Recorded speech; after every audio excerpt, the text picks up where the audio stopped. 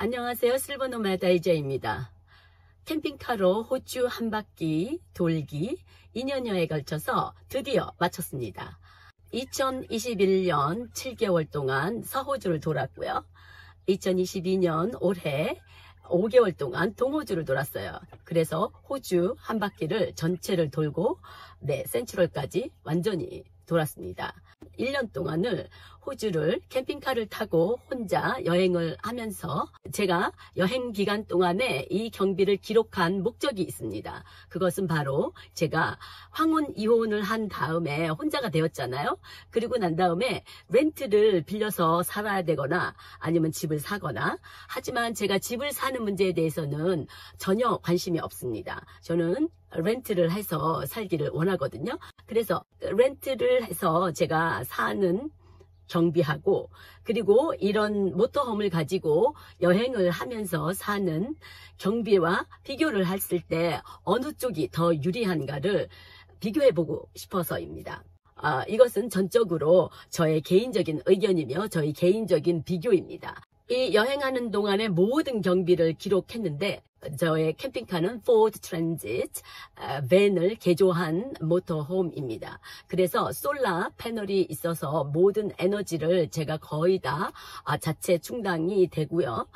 물도 110리터짜리가 있어서 거의 다 한 일주일, 열흘 동안은 쓸 수 있고, 전부 다 자가 캠핑으로 쓸 수 있는 장점이 있습니다. 그럼에도 불구하고 작년과 올해의 거의 모든 기간 동안에 카라반 파크를 사용을 했어요. 물론 거기가 숙박비가 포함이 된 거죠. 그래서 렌트비하고 비교가 될 수 있다는 겁니다. 그래서 저는 그 기록은 프리 앱은 아니고요. 한 5불 정도 페이를 했습니다. 한 번만 내면 되는 건데 아주 커피값 한 값으로 트레일 월렛이라고 했는데 저는 굉장히 만족합니다. 내가 자체적으로 카테고리를 만들어서 일률적으로 다 기록이 되어서 굉장히 간편했어요. 그래서 적극적으로 추천합니다. 스폰서는 아닙니다. 2021년 그 서호주를 돌았는데 7개월 동안에 15,612원을 썼습니다. 물론 모든 것은 호주 달러입니다. 제가 호주 여행을 했기 때문에. 2022년 동호주를 돌을 때에 총 5개월 동안 돌았는데 11,440원이 들었습니다. 하나로 이것을 동호주, 서호주를 따를 게 아니라 거의 1년이기 때문에 저는 이것을 묶어서 계산을 해서 카테고리별로 쓴 지출을 얘기해 볼게요. 저의 여행 스타일은 굉장히 저렴하게 하는 편입니다. 저는 잠은 2스타, 3스타, 잠자리가 깨끗만 하면 굉장히 좁은 환경이거나 잘 구비되지 않은 곳에서도 잘 잡니다. 그래서 조금 더 수월하게 다닐 수 있고요. 물론 먹는 것도 저의 입은 굉장히 저렴한 편입니다. 그래서 또 대부분의 이 캠핑 생활은 거의 다가 저는 외식을 주로 하지 않고 제가 제게 해먹는 스타일이기 때문에 커다랗게 들어가는 외식비라고는 주로 무슨 커피, 아이스크림 이런 거 정도고요. 거의 친구나 만나거나 이럴 때는 외식을 하는 편이기 때문에 거의 그렇게 많이 들어가는 편은 아니고요. 또한 엔터테인먼트도 로망의 리스트에 있는 거 이외에는 굉장히 플래시하게 하는 것은 거의 드뭅니다. 차 연료 유지비로는 6,759불이 들었습니다. 총 호주 달러로 27,052불이 들었습니다. 하나 평균으로는 제가 중간 지점인 850원씩 계산을 하면 근 1년 경비로는 2,300만 원을 쓴 겁니다. 그래서 1일 평균은 75불로 63,750원, 한 달 경비로는 2,265불로 한 192만 5천 원이니까 거의 200만 원으로 생각하면 됩니다. 그러니까 제가 한국 사람들의 200만 원으로 한 달 경비를 살기에는 넉넉하진 않지만 거의 기본 적으로 살 수는 있을 거라고 생각이 듭니다.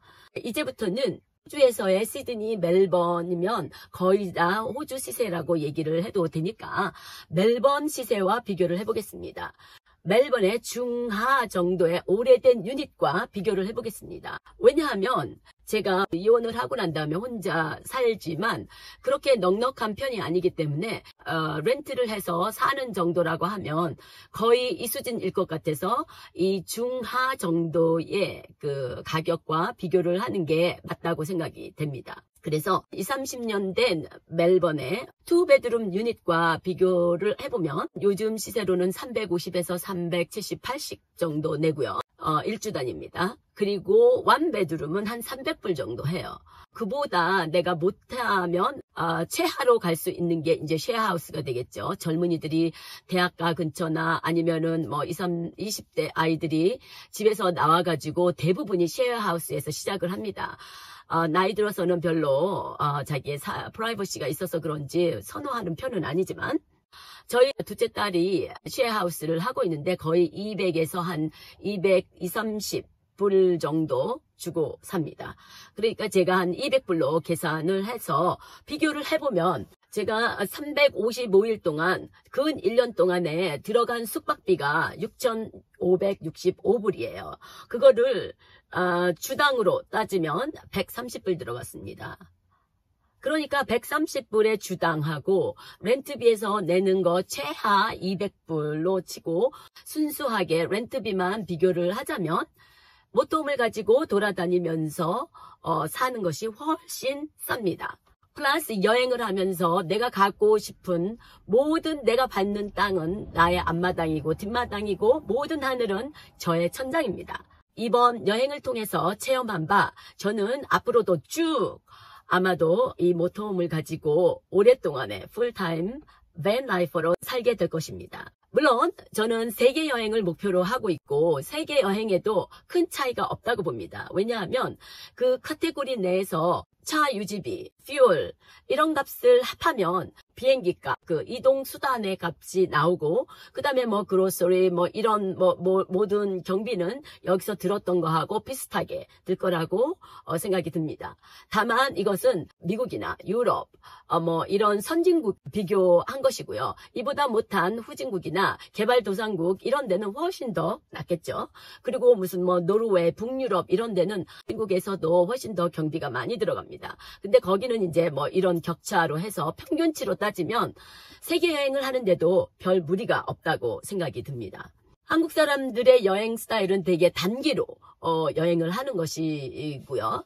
근데 요즘에 이제 자기 그 캠핑카를 가지고 장기간 여행하는 사람들도 굉장히 많습니다. 또 인기가 있는 거는 아시아 뭐 횡단을 해서 유럽으로 가고 그 장기 하는 사람들에게도 더욱더 큰 도움이 되리라고 생각이 듭니다. 저의 여행 스타일은 주로 자연과 벗하고 힘들게 움직여서 땀 흘려서 흘리는 그런 성취감을 맛보는 여행을 즐겨 하기 때문에 그렇게 돈이 들어가는 쪽은 아닙니다.